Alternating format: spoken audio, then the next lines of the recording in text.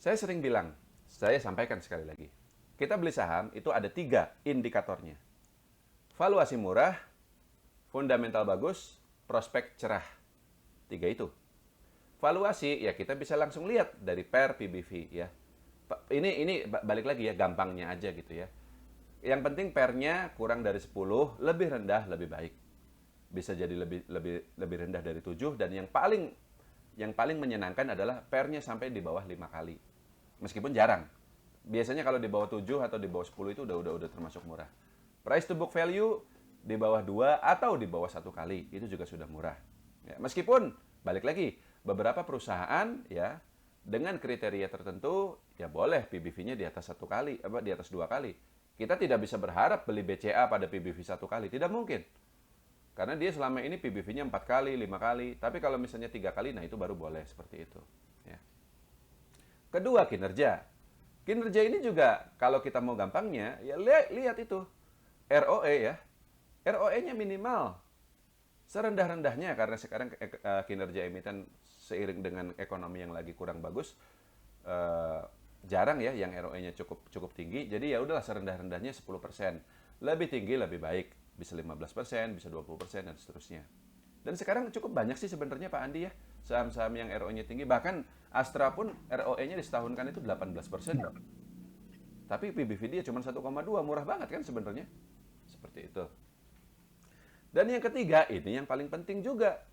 Prospek ke depan, Pak Andi. Kalau Pak Andi cek, lihat aja lah gampangnya di RTI ya. Saham-saham batu bara, itu ROE mereka tinggi-tinggi, 30%, 40%. PBV mereka juga masih rendah. Masih 1, sekian, 3, sekian. Tapi kok kagak naik-naik sih? Susah banget. Kenapa? Karena orang sudah bisa melihat bahwa kalau harga batu bara lanjut turun, maka ROE ABMM, PTBA, dan lain-lain yang tinggi itu, nanti ROE-nya dia turun. Dengan kata lain, kinerjanya bagus, valuasinya murah, tapi prospeknya kurang cerah. Berarti dia nggak lengkap, harus tiga-tiganya gitu loh. Kalau tiga-tiganya memenuhi, baru kita boleh beli sahamnya. Nah, sekarang begini, saya kasih contoh realnya saja ya. Saya sendiri tahun ini banyak beli saham-saham properti, tapi harus saya katakan bahwa saat ini kita sudah tidak pegang saham properti sama sekali. Ya, meskipun kita masih ada rencana untuk masuk lagi. Tapi untuk saat ini kita keluar dulu. Kalau keluar artinya kita jual kan Pak? Pak Andi? Jual ini tidak semuanya dalam posisi profit. Ada yang dalam posisi cut loss juga. Nah ini yang orang sering membedakan. Kalau jual dalam posisi profit mah enak Pak Andi. Seneng lah, gampang, nggak masalah. Yang susah itu kalau kita jual dalam posisi cut loss. Orang itu secara psikologis paling tidak mau menderita rugi. 1 perak pun tidak mau. Artinya, meskipun saya bilang jual mah jual aja, nggak peduli untung atau rugi. Wah, kalau pemula nggak bisa begitu, Pak. Tunggu naik dulu deh, baru saya jual, gitu. Kalau cut loss dia nggak mau seperti itu. Nah, tapi kalau untuk profesional, Bapak Ibu sekalian, ya, kita sudah menyingkirkan sifat-sifat psikologi seperti itu. Kalau waktunya kita keluar, kita keluar. Kalau kita anggap bahwa saham yang kita pegang tidak lagi memenuhi salah satu saja dari 3 kriteria tadi, entah itu valuasinya tidak lagi murah, entah itu kinerjanya tidak lagi bagus, atau prospeknya tidak lagi cerah, maka kita jual tidak peduli posisinya untung atau rugi gitu. Dan biasanya selama ini, bagi Anda yang sudah ikut saya sejak lama, Pak Teguh sering nggak cut loss? Sering. Tapi pernah nggak rugi sampai misalnya duitnya 50% gitu? Sahamnya itu beli di harga 1.000, kita jual cut loss-nya di harga 500. Nggak pernah, Pak. Cut loss sering, tapi tidak pernah terlalu besar. Karena apa? Karena kita selalu cepat ambil tindakan. Sebaliknya kalau kita profit taking, ya bisa sampai 100%, 200%. Sering di masa lalu. Kalau pasar lagi bagus ya. Kalau pasar lagi susah kayak sekarang, ya susah juga gitu, seperti itu. Tapi balik lagi ke properti tadi. Kenapa kita untuk saat ini memutuskan untuk keluar dari properti? Karena tadi yang saya sudah jelaskan Pak Andi. Kita melihat suku bunga, rupiah, dan seterusnya. Kita menilai prospeknya untuk saat ini tidak lagi menarik. Meskipun secara valuasi BSDE, Gapura, Modern, dan itu masih murah banget. Kinerja mereka nggak jelek-jelek banget juga. Ada yang rugi tapi ada yang untung juga. Tapi prospeknya itu yang kurang bagus gitu. Makanya kita keluar. Nah, jadi kapan kita jual?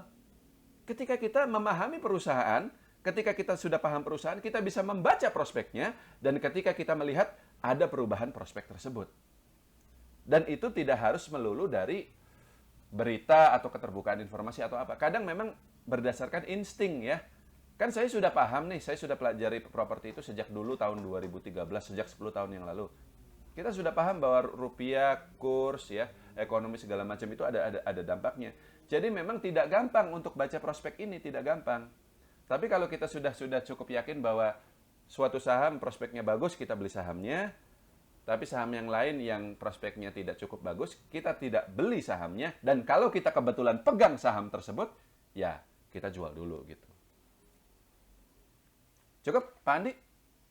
Makasih banyak, Pak. Ya, lanjut ya. Berarti saya belajar, Pak, untuk minimize resiko. Makasih, Pak. Iya, jadi kalau meminimais risiko itu sebenarnya gini, prospek ini kan sangat-sangat tricky ya.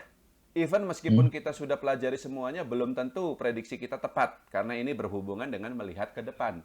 Beda dengan valuasi, beda dengan kinerja laporan keuangan. Datanya udah ada semua. Kalau prospek itu kan berusaha memprediksi ke depan. Nah, jadi bagaimana caranya untuk meminimalisir risiko kalau prediksi kita bahwa sektor ini bakal booming, ternyata tidak jadi booming. Ya, bagaimana? Ya dengan beli saham dengan valuasi serendah-rendahnya. Kayak itu tadi saya bilang, ketika saya masuk ke properti, valuasinya murah, dia tidak jadi booming, kita jual. Sebagian masih profit, Pak. Meskipun sebagian lagi cut loss, tapi ruginya nggak gede. Nah, kebanyakan orang ya tidak memperhatikan aspek valuasi ini. Prospek aja terus gitu, asal prospeknya bagus, maka meskipun PER-nya 100 kali, PBV-nya 10 kali, kita belilah sahamnya. Itu keliru. Itu mengejar kereta namanya. Itu FOMO namanya. Tahu FOMO, Pak Andi? Dia khawatir karena ini naik terus, takut ketinggalan. Nah itu hati-hati. Kita justru harus beli saham itu ketika dia masih nggak kemana-mana gitu, lagi di bawah gitu.